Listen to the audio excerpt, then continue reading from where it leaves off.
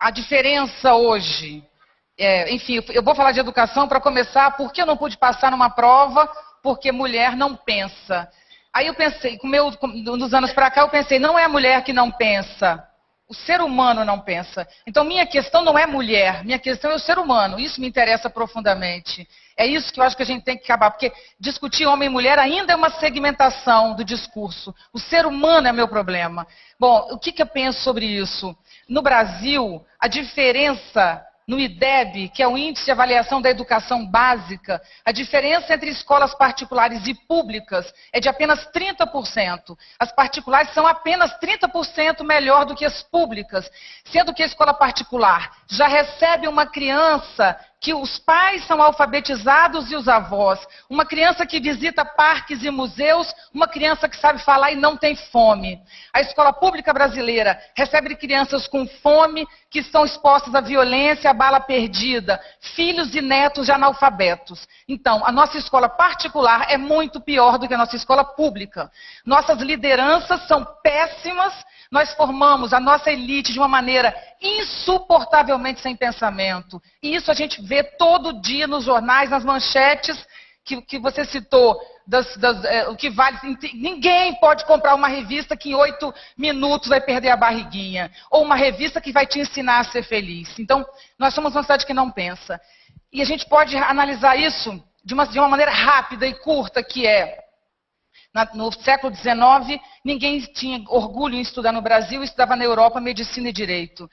Nós somos, como vocês sabem, um país colonizado, um país explorado durante muito tempo. Ou explorado por outros países, Portugal ou outros países que nos exploraram, que eu não vou aqui expor essa parte menos óbvia, mas sempre fomos explorados. Depois por os nossos coronéis do café, do cacau, do açúcar, do leite. Mas, na década de 50, o Brasil começou a pensar, começou a exercer cidadania. E nós tínhamos uma escola pública de qualidade, com filosofia, com sociologia, com história. Nós tínhamos um ensino médio, que era chamado, por exemplo, de clássico, onde você estudava latim, onde você estudava francês e espanhol. Acontece que essa escola era uma escola elitista. No 4º ano, você tinha que fazer vestibular para ir para o 5º. Era admissão. Era uma escola ótima, mas era uma escola para poucos. Com a industrialização tardia no Brasil, nós precisamos formar pessoas que soubessem ler para manipular as máquinas. Criamos a Escola para Todos. A Escola para Todos é uma escola sem espaço, sem os teatros que as escolas antigas tinham, sem o espaço de convivência, apenas com corredores e paredes finas, com aquelas cadeiras empilhadas. A escola ganhou o modelo de uma fábrica, com aquele sinal sonoro do apito para começar, como acontecia nas fábricas. E uma educação como linha de montagem, português, matemática, história, geografia, ciências, onde a vida é fragmentada e perdemos absolutamente a noção do todo. De propósito, nós somos fragmentados, como até hoje continuamos fragmentando, por exemplo, a vida entre homens e mulheres. É o que nos caracteriza. Acontece que não pouco isso aconteceu. Nós tivemos o regime militar no Brasil. O regime militar, que foi o perigo vermelho no mundo inteiro, não apenas no Brasil, foi contra quem, se não um grupo de pessoas que, bem ou mal, independente se aquilo era a melhor ou não saída, propôs pelo pensamento uma mudança na sociedade. Quem foi perseguido no regime militar? Quem lutou? Os professores, os estudantes, os intelectuais, os jornalistas, quem pensava? Durante 20 anos foi proibido pensar na sociedade brasileira. E isso se estabeleceu na escola. A escola brasileira é uma escola onde o currículo se chama grade, onde o conteúdo se chama disciplina. Língua portuguesa é chamada de disciplina, mas nós também temos a prova, que ao invés de ser uma avaliação, a prova é aquilo onde você já chega culpado, tendo que mostrar o contrário. A escola brasileira é uma escola que produz e reproduz passividades. Passar no vestibular é saber decorar o que nós temos no Google, o que nós temos em qualquer celular ridículo, um celular, 1,3 celular por habitante no Brasil. Mas nós ainda decoramos coisas inúteis para um vestibular que é completamente o jogo da inutilidade. As coisas importantes que aprendemos na vida não foram na escola, foram nos corredores. Foi brincando com os amigos. Um amigo diz para você, lê Simone de Beauvoir. Outro diz, lê Nietzsche. No corredor que nós nos intelectualizamos, porque a nossa escola nos obriga a repetir o que os professores querem, começando pelas universidades, da melhor à pior. E eu posso falar isso de cadeira. Eu sou psicóloga, eu sou psicanalista, eu sou especialista em elaboração e implementação de políticas públicas, sou mestre e doutora em filosofia. Fui professora da universidade há anos. Eu sei do que eu estou falando. Posso estar errada. Todo mundo pode, mas eu não estou falando por preconceito. Essa é a minha vida. A academia e a universidade é a minha vida. Não se pensa. Se você faz um doutorado e você quer colocar uma questão no seu doutorado, você é reprovado. A escola brasileira nos oprime, nos diminui. Falaria uma hora sobre isso. Com a industrialização no Brasil, houve necessidade de ampliar a mão de obra para o mercado. As pessoas precisam saber ler, escrever, precisam saber minimamente pensar para dar conta dessa demanda industrial que estava surgindo. Então nasce a chamada escola de massa, a escola para todos. Todos devem ir para a escola. De uma hora para outra vamos construir muitas escolas. Qual foi o modelo dessa escola? Eu chamo de a escola como fábrica. Fábrica de pessoas para o mercado e escola como fábrica, porque também é uma escola que produz com muita rapidez, numa linha de montagem, esse conhecimento que ela quer ministrar. Então, começa uma cabeça, aí depois a pessoa pega a cabeça e põe o corpo. O próximo põe um braço, outro põe o braço, até que no final sai a boneca. Isso é a nossa formação, que é português, matemática, geografia, química, inglês. O ensino médio tem 11 cadeiras. 11. O que caracteriza a produção em massa da fábrica? Caracteriza a segmentação e a fragmentação, não é? A falta de noção de todo. Então, o que temos na nossa escola? Nós temos uma escola seriada, parece produto, né? Em série, né? Então você tem, olha só, tem as séries, primeira série, segunda série, terceira série. Não bastando, o conteúdo, que é uma coisa tão linda, como a língua portuguesa, como biologia, como física, que são impressionantes, porque nós estamos falando da vida, nós estamos falando da nossa história, estamos falando do mundo, da nossa linguagem. Esse conteúdo é chamado de disciplina. Nossas aulas têm 50 minutos, toca um sino, acaba entra outra. Então você tem lá português, a língua portuguesa. Estamos falando daqui a pouco. Matemática. Física. Artes. Você imagina dar uma aula de artes em 50 minutos. Quando os alunos começaram a entrar no assunto, acaba a aula. Sinal sonoro também é coisa de fábrica, né? Então, a nossa escola, ela segmentou ao máximo o saber. Isso é característica da linha de montagem. Mas nós também temos a segunda característica, que é a escola como um reformatório, ou a escola como uma prisão, que é o regime militar, que traz uma outra característica não menos nefasta que essa. O que é a escola como prisão? O que é o nosso currículo? Chama-se grade. Grade curricular. E atrás da nossa grade curricular, nós temos disciplinas. Gente, a avaliação é chamada de prova. Quero dizer, você é um condenado. Se você não provar, você chega na avaliação condenado. Você tem que provar que você é inocente. E aí você vai passar, vai ser absolvido.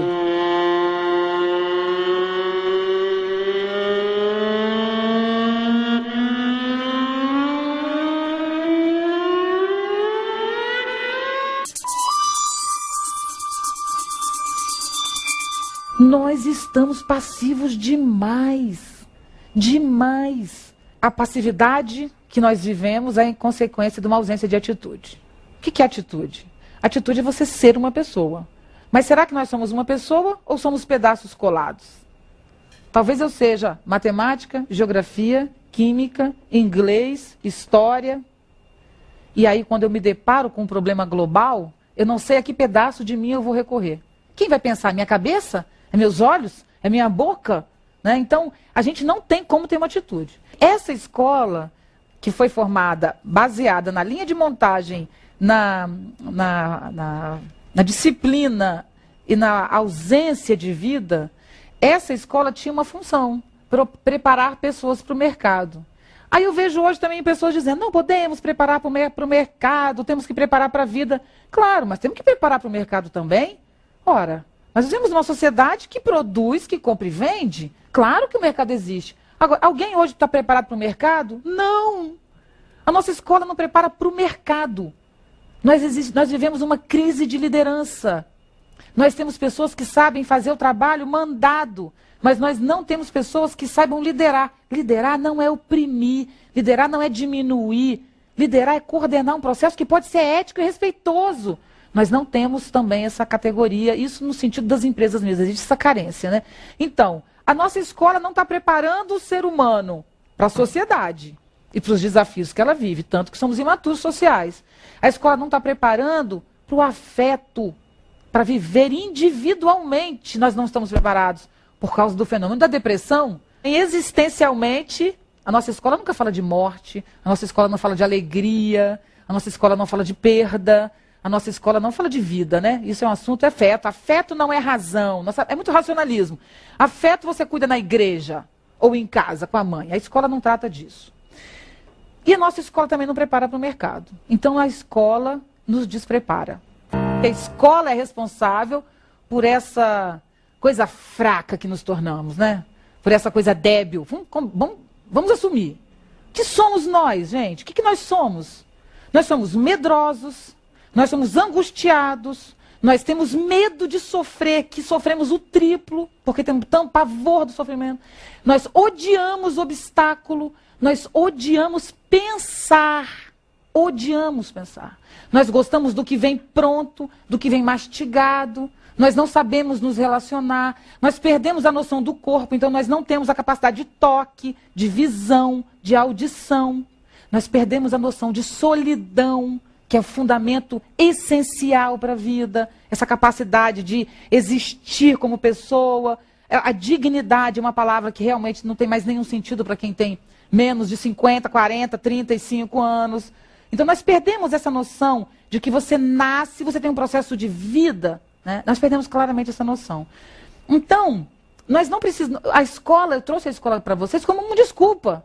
O objetivo aqui não é que a gente vá para a escola transformar a escola, não, porque ela já está se transformando. Mas o que nós precisamos mesmo é de uma mudança conceitual. Nós precisamos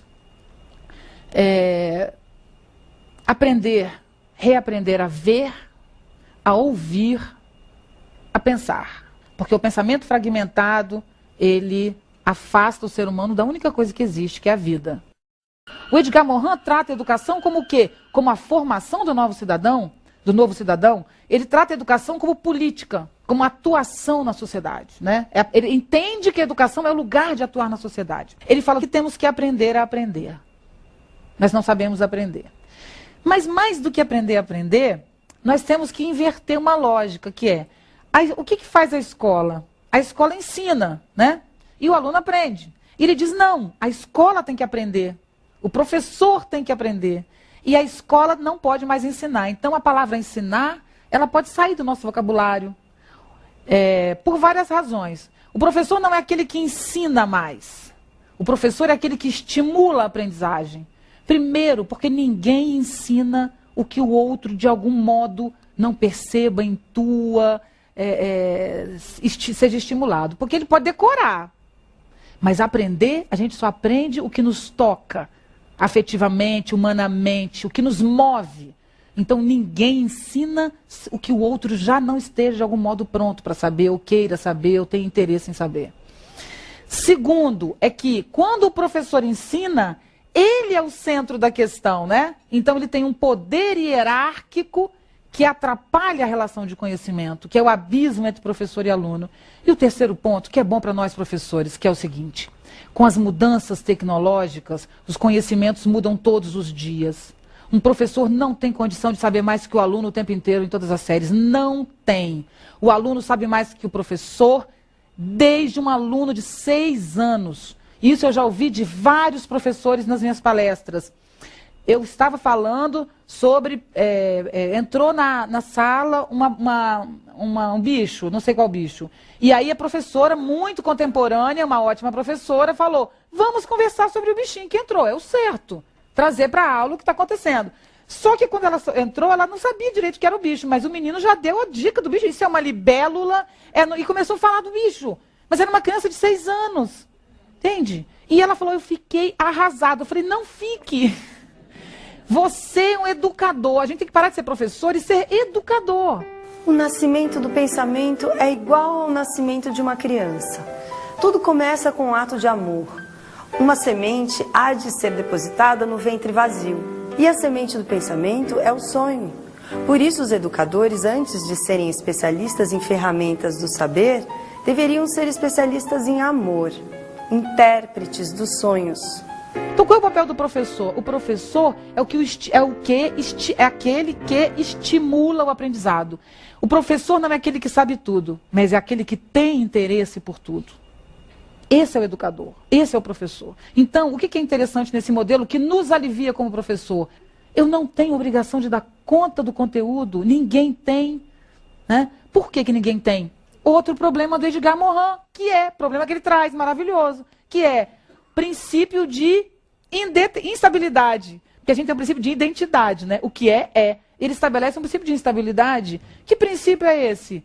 Todo saber é provisório. Se todo saber é provisório, meu querido, você acha que eu estou falando que não é legal? Talvez seja mesmo, mas talvez o que você falou que é melhor do que o que eu falei também já não seja legal, porque talvez ele aqui já saiba uma coisa que é melhor do que o que você disse, ainda é melhor do que o que eu disse. Então, a internet acabou com o gueto do conhecimento.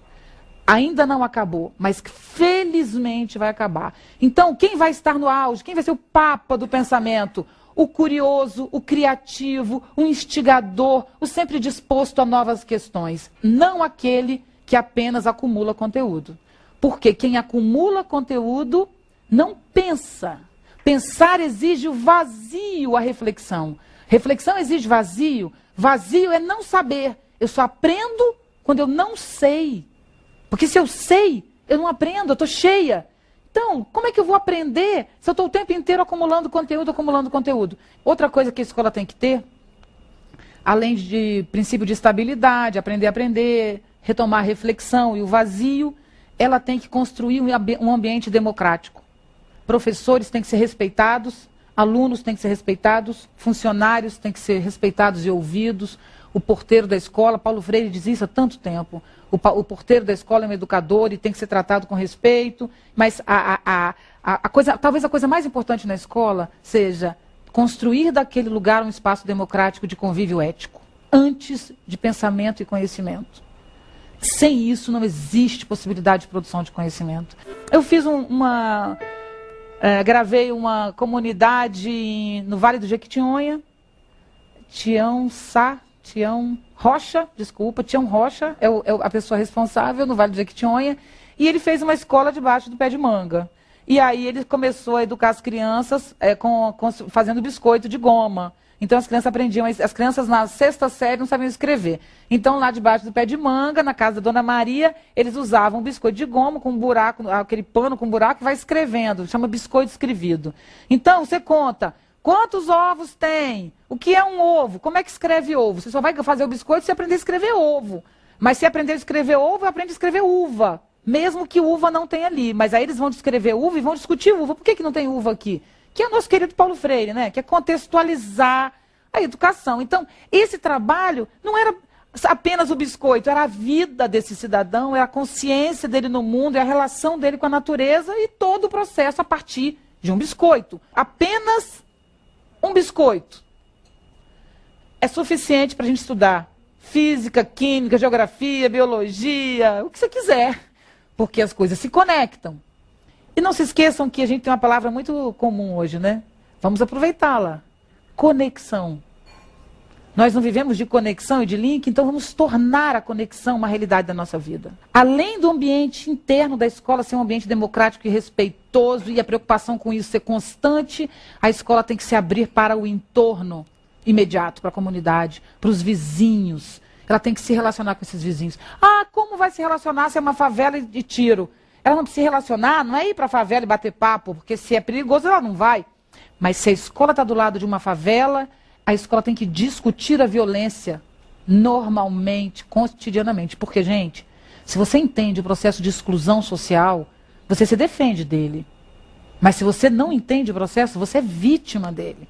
As crianças têm que entender que a exclusão é muito maior do que ela ter o cabelo crespo ou ser pobre.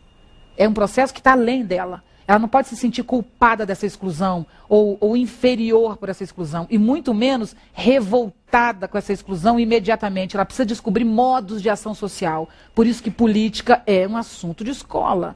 Então, ter coragem de discutir as questões que nos atingem diretamente, temos que discutir. E os professores dizem para mim, ah, Viviane, você fala isso, mas eu não tenho conhecimento sobre política, eu não posso discutir. Não, não preciso ter conhecimento, traga o debate. Entende? Traga o debate, vamos deixar aberto, não precisa responder.